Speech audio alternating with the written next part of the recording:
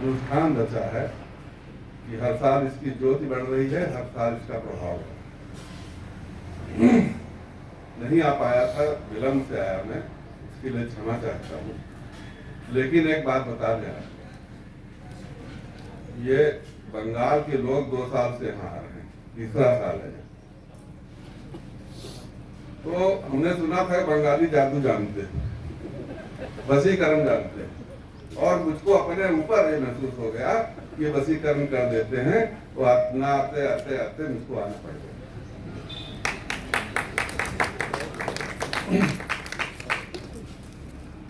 दूसरी बात बच्चों के पहले करने थोड़ी सी, जिन बच्चों ने यहाँ जो भी कार्यक्रम प्रस्तुत किए बहुत अच्छे थे, और ये कार्यक्रम सीखने का अवसर देते हैं, मनोबल बढ़ाते हैं। और सबसे अच्छा लगा जिन लोगों ने उनकी तैयारी कराई है, उनकी माताओं ने तैयारी कराई है बच्चों को, तो वो माताएं तो अभिनंदनीय हैं, मैं उनको प्रणाम करता हूँ। जो नृत्य हुए मैं देख रहा था बच्चों का, उसमें उनकी भाव भंगिमाएं, उनकी आंगिक चेष्टाएं, उनका पद संचालन, जो कुछ भी था वो नहीं लगता था कि कहीं से कोई दोष उसमें, बहुत परफेक्ट था, बहुत अच्छा था। और इससे बड़ी बात जो मुझे बहुत सबसे प्यारी बात लगी, हमारे एक बच्चे ने अमीर खुसरो को प्रस्तुत किया। आज हम जिस खराब जमाने में जिंदा हैं, खराब जीने लायक नहीं, अमीर खुसरो जैसे महापुरुष को मुसलमान माना जाता है, रसखान को मुसलमान मानते, रहीम को मुसलमान मानते। बच्चों को बताना चाहूंगा, प्रोफेसर के लिए नहीं बता रहा हूँ, श्रीवास्तव जी हैं, तिवारी जी हैं, और जो व्यक्ति हैं उनको नहीं, बच्चों आपको मालूम होना चाहिए अमीर खुसरो बहुत बहुत बड़ी प्रतिभा के व्यक्ति थे, बहुत आयाम थे उनके। संगीत में था, जो कव्वाली सुनते हैं आप, ये सब उनकी बनाई, उसके पहले कुछ नहीं था, वाद्य यंत्र अमीर खुसरो के। खैर, हिंदी साहित्य का पहला कवि मानते हैं उनको।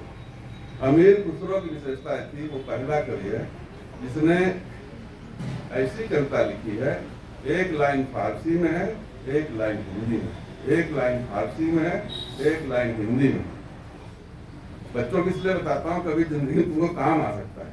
कोई ऐसा भी कभी हुआ है जो एक पंख फारसी में लिखता है, हिंदी में लिखता है? तिवारी जी वगैरह बैठे हैं, ये बच्चों देखो, शायद मेरे पास तो उन्हें पढ़ा, तुमको 2 लाइन में सुना दो, शायद हो।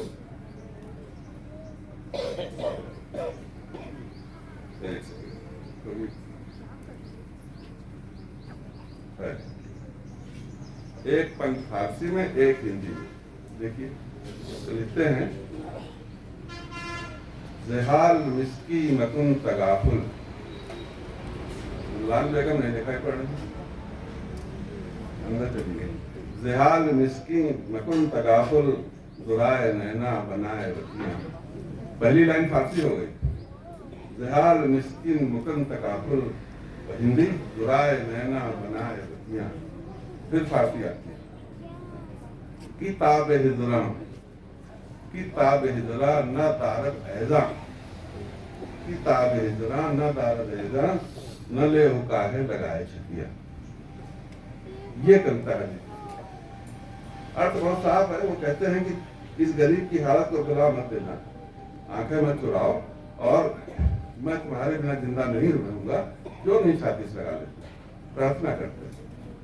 गुरु शिष्य की परंपराएं बहुत हैं, अमीर खुसरो बहुत प्रिय है मुझको। बच्चों को एक बात और बताऊंगा, अमीर खुसरो के गुरु थे हजरत निजामुद्दीन। निजामुद्दीन कि जब मरने का समय आया तो वो अपने शिष्यों से कहने लगे, भाई दुआ करो, मैं मरना नहीं चाहता, मेरी उम्र बढ़ जाए, रोज कहते थे।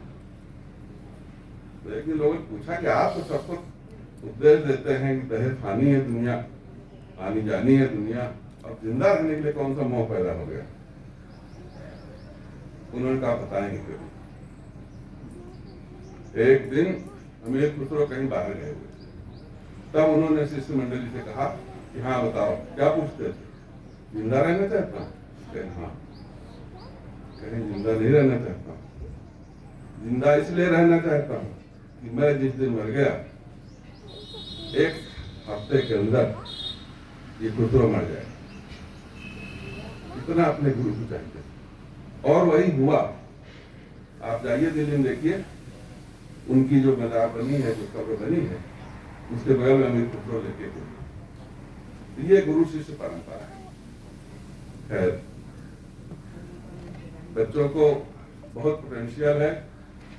वर्ड्सवर्थ ने कभी कहा था child is the father of man.